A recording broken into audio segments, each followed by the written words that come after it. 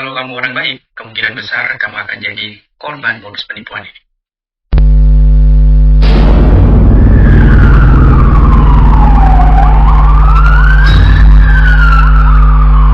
Kejahatan penipuan, scam, dan soal keamanan sudah seharusnya menjadi perhatian yang serius di negara kita. Kenapa? Karena ada data di tahun 2020 mengatakan 5.000 kasus penipuan yang diadukan masuk ke website Kominfo. Ingat, ini data per minggu ya, bukan per bulan atau per tahun.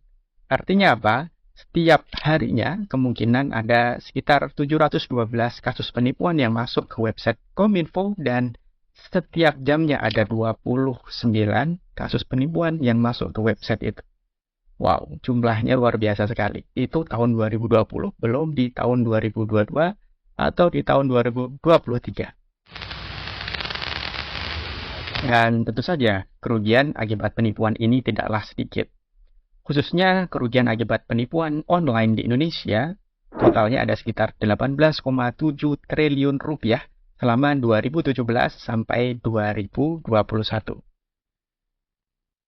Kalau ada yang tanya, kerugian akibat penipuan dibandingkan dengan kerugian akibat korupsi, banyakkan mana kira-kira? Jawabannya, tentu banyak kerugian dari korupsi. Total kerugian negara akibat tindak pidana korupsi mencapai 56,7 triliun di tahun 2020. Tapi sayangnya uang pengganti yang kembali ke negara atas kerugian kasus korupsi pada tahun 2020 hanya berjumlah 8,9 triliun.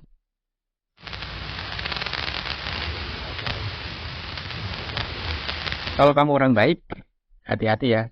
Karena kebanyakan orang baik itu jadi korban kasus penipuan. Khususnya untuk penipuan jenis ini.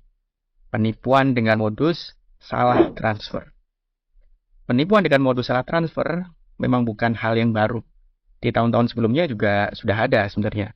Tapi ada peningkatan ya. Kalau dulu modus penipuan salah transfer itu hanya sekedar tipuan belaka tanpa ada uang yang masuk ke rekening korban. Tapi kalau ini berbeda.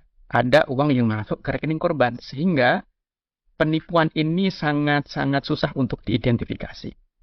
Saya mendapatkan video dari TikTok, ada orang yang mengunggah video di sana dengan mengatakan dia punya teman yang hampir jadi korban kasus penipuan ini.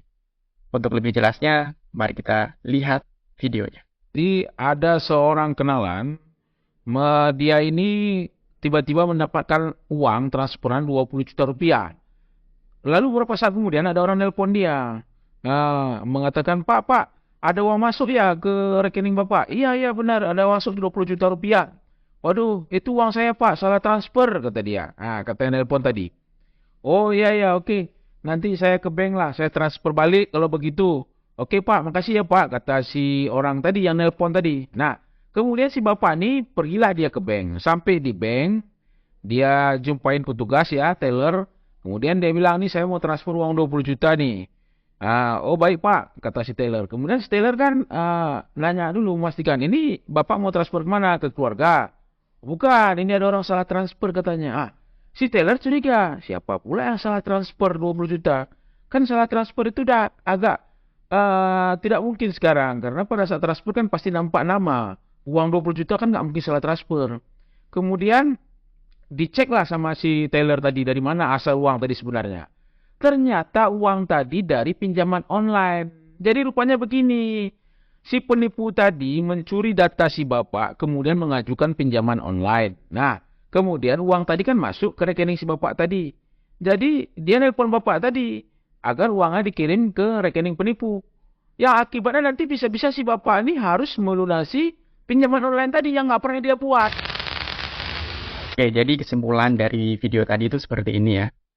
Si penipu itu mendapatkan informasi pribadi korban, kemudian digunakan untuk meminjam uang sebesar 20 juta rupiah ke aplikasi pinjol. Setelah dapat uangnya, kemudian dikirimkan ke korban, lalu dihubungi dan meminta untuk mentransfer kembali uang yang 20 juta tadi dengan alasan salah transfer, seperti itu. Kalau misalnya korban mengirimkan uang 20 juta tadi, maka si korban jelas akan jadi buronan oleh orang-orang pinjol untuk melunasi pinjaman 20 juta tadi dengan bunga-bunganya. Wow, cerdik sekali. Dan yang jadi pertanyaan adalah, bagaimana penipu itu bisa mendapatkan informasi pribadi dari korban? Apakah karena korban pernah upload informasi pribadi seperti KTP, nomor KK, kemudian nomor rekening ke sosial medianya? Atau ini karena kebocoran data?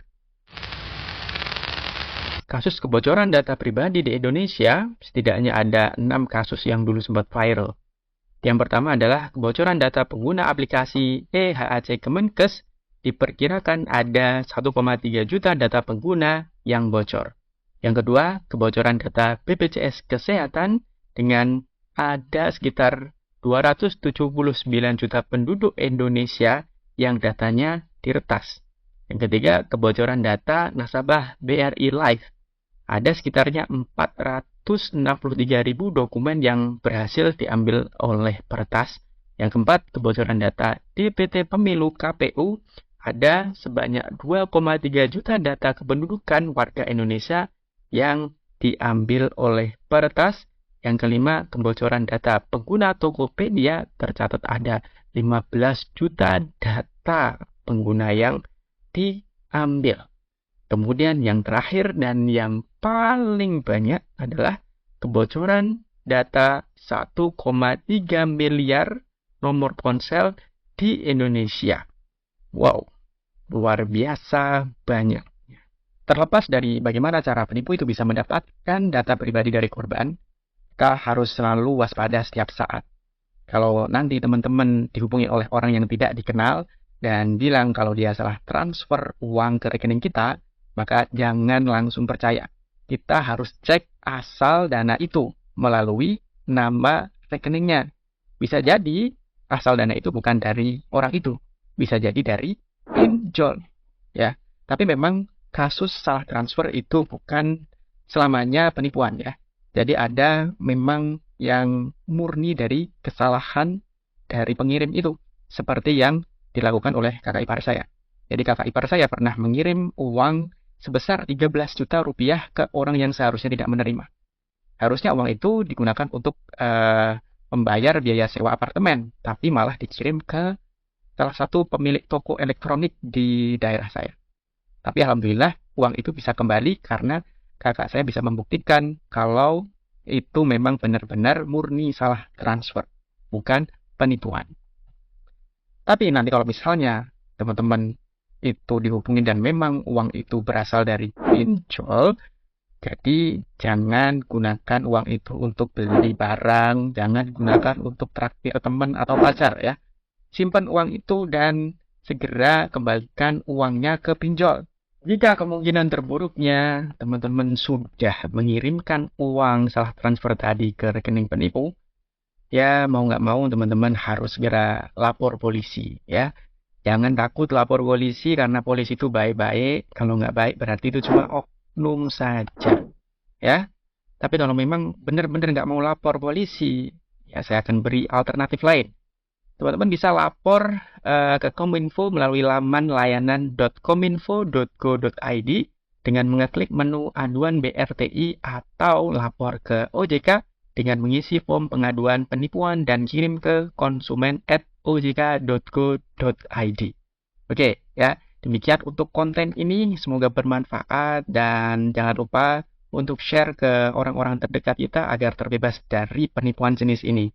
Kalau misalnya teman-teman ada info menarik ya atau info yang bisa kita gunakan untuk menghindari modus penipuan ini, jangan lupa komen di kolom komentar dan jangan lupa juga subscribe, aktifkan lonceng untuk konten-konten anti penipuan lainnya.